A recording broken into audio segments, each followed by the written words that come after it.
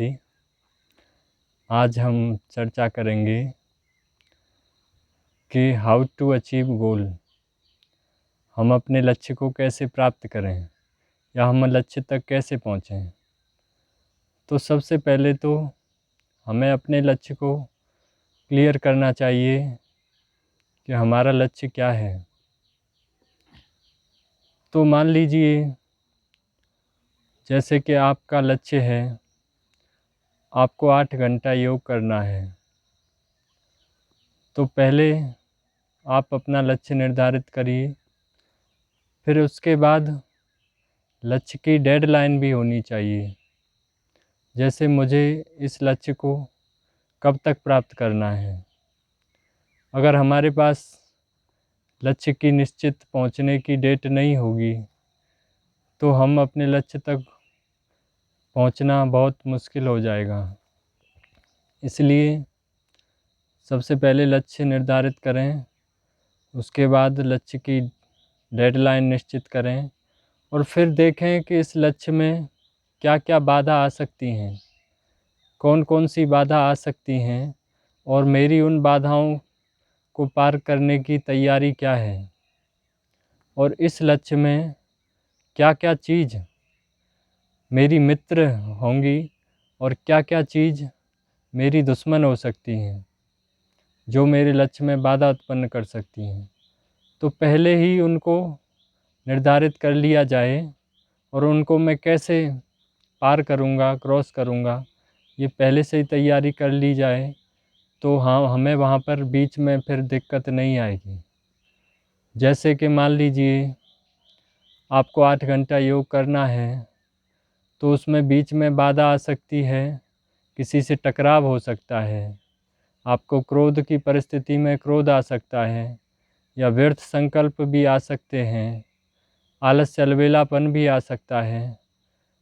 तो आप उसको कैसे क्रॉस करेंगे, यानी उस समस्याओं बाधाओं को कैसे आप क्रोध की परिस्थिति में कैसे हैंडल करेंगे, अहंकार की परिस्थिति में उसको कैसे हैंडल करेंगे, ये आप पहले से ही निश्चित कर लें।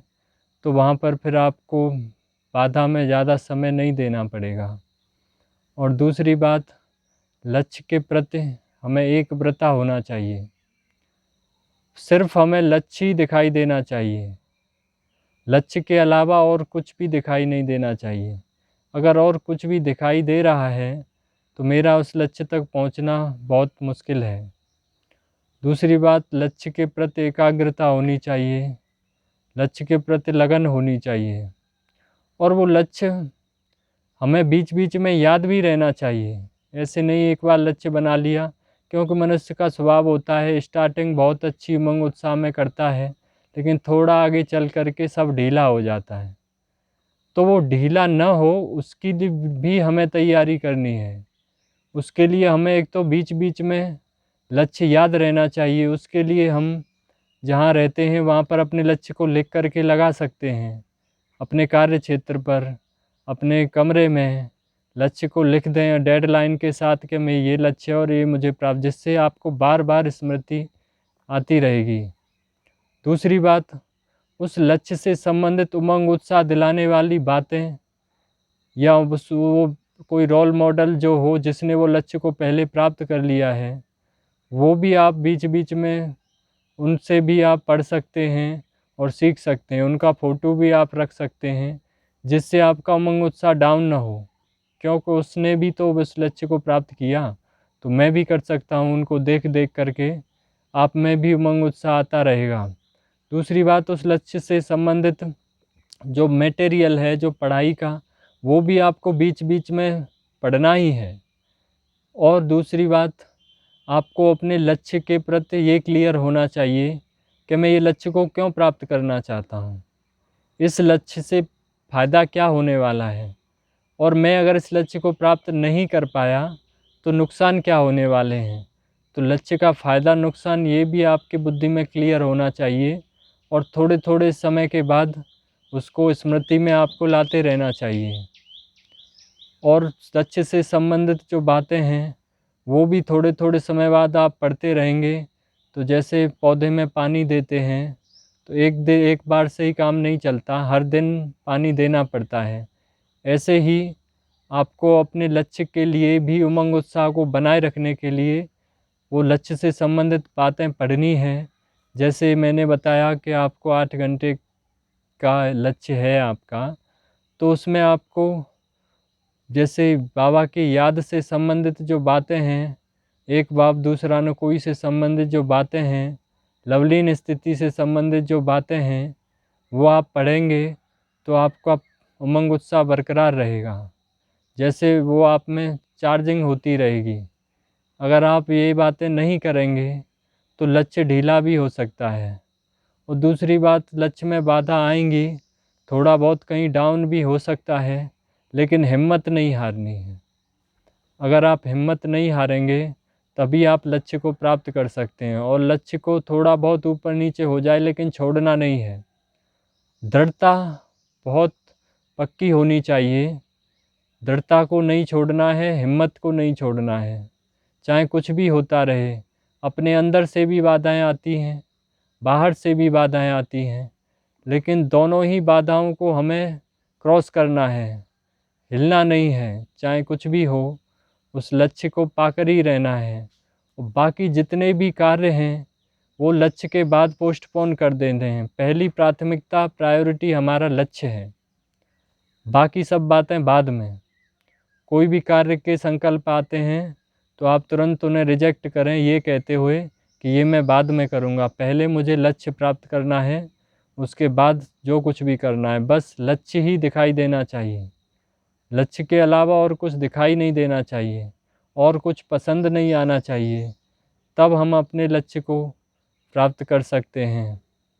और भी कई सारी बातें हैं, जैसे कि अगर आपको अपने लक्ष्य के अलावा भी कोई चीज़ अच्छी लगती है या आकर्षण है, तो आप भूल जाइए कि आप अपने लक्ष्य को प्राप्त कर सकते हैं। अगर आपको आकर्षण होती है, आपकी नाम रूप की तरफ आकर्षण होती है, या आपको देहधारी की भी प्राप्ति चाहिए, तो आप भूल जाओ कि आप लक्ष्य प्राप्त कर सकते हैं। अगर आपको फैमिलियरिटी में मज़ा आता है या दैहिक दृष्टि में मज़ा आता है, खाने पीने में मज़ा आता है, तो आप भूल जाओ कि आप लक्ष्य को प्राप्त कर सकते हैं। ये असंभव है। आप दो नावों में पैर रखेंगे तो आपकी कोई गति नहीं होने वाली है। पैर रखना है तो एक नाव में ही रखना है, तो ही मंजिल पर पहुंच पाएंगे। अगर दोनों में पैर रखेंगे तो न यहाँ के रहेंगे न वहाँ के रहेंगे, और अगर दूसरी लाइन में पैर रख दिया तो बिल्कुल ही डूब जाएंगे। इसलिए जाना है तो बाबा की तरफ ही जाना है, और बाबा की नाव में ही बैठना है। सारी बुद्धि, सारी शक्ति वहीं पर ही लगानी है। दूसरी का तो ऑप्शन ही ख़त्म कर देना है, क्योंकि वहाँ कुछ है ही नहीं। सब असार है, तुच्छ है, किसी से कुछ भी मिलने वाला है नहीं। सब, बाबा ने तो कहा, सब मुर्दे हैं। मुर्दे से क्या प्राप्ति होने वाली है? जो कुछ भी प्राप्ति होने वाली है सो बाबा से प्राप्त होने वाली है। तो हम मुर्दों की तरफ आकर्षण क्यों होती है? इसको बुद्धिमानी नहीं कहा जाएगा। और अगर ऐसा हमारे साथ होता है तो भूल जाओ, ये सब चीज़ों से मुक्त होना पड़ेगा, तभी लक्ष्य की प्राप्ति हो सकती है। और लक्ष्य के प्रति एकाग्रता भी बहुत ज़रूरी है। हमारी बुद्धि इधर उधर बहुत सारी बातों में जाती है तो लक्ष्य ढीला हो जाएगा, और लक्ष्य ढीला हो जाएगा तो मेहनत ढीली हो जाएगी। मेहनत बिना तो लक्ष्य मिल ही नहीं सकता है। हर चीज़ के लिए मेहनत बहुत आवश्यक है। बहुत से लोग कहते हैं कि लक्ष्य प्राप्ति के लिए आप देखो, मतलब देखते रहो, विजुलाइज करते रहो, मैं ये लक्ष्य को प्राप्त कर रहा हूँ। लेकिन मेरा मानना है कि लक्ष्य के लिए सिर्फ़ और सिर्फ एक ही तरीका है, वो मेहनत है। तो हम सारा कंसंट्रेशन दिवा स्वप्न में भी नहीं खो जाने की बजाय अगर मेहनत ही करें तो लक्ष्य हमें मिल सकता है, वरना लक्ष्य की प्राप्ति असंभव है। और सबसे जो ध्यान देने योग्य बात है कि हमें कभी भी अपने उत्साह को खोना नहीं है, उत्साह को बनाए रखना है। बहुत अप डाउन हो सकता है, लेकिन उत्साह को कम नहीं करना है। उत्साह ही हमें, आशा और उत्साह जो है वो हमें बनाए रखता है, वरना तो हम अगर ज़्यादा कुछ ऊपर नीचे हुआ तो उमंग उत्साह खो सकते हैं, लेकिन उत्साह को बनाए रखना है, हिम्मत को बनाए रखना है और आगे बढ़ते रहना है। और जो बाधाएं हैं लक्ष्य में, उनसे बचना है। आज के लिए बस इतना ही। ओम शांति।